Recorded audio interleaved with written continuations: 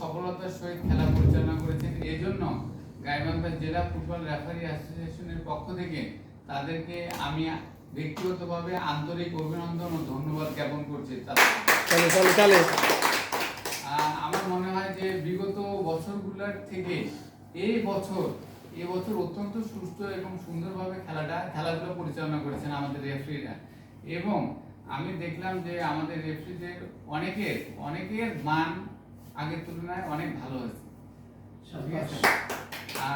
আগামীতে এই সামনের মাসে জুলাই মাসে অনন্ত 17 হবে এবং 17 সাথে ওই বঙ্গবন্ধু প্রাইমারিটা হবে।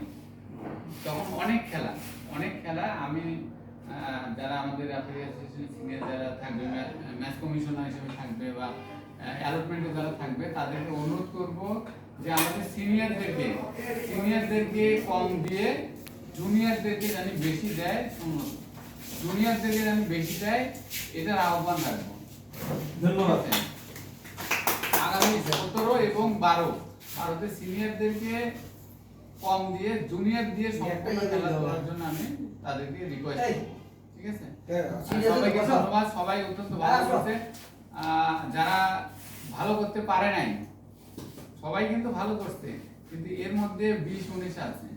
যারা 19 আছে তাদেরকে আমি 20 করার জন্য আহ্বান রাখছি এবং তাদের বাসায় একটু প্র্যাকটিস করার জন্য অনুরোধ করছি।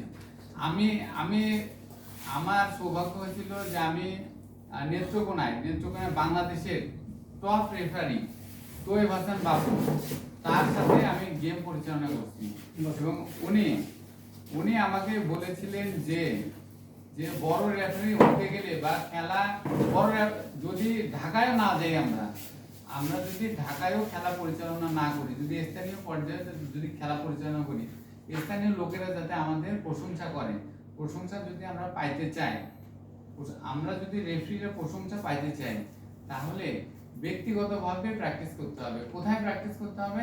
আয়নার সামনে। উনি আমাদেরকে বলেছিলেন যে আয়নার সামনে প্র্যাকটিস।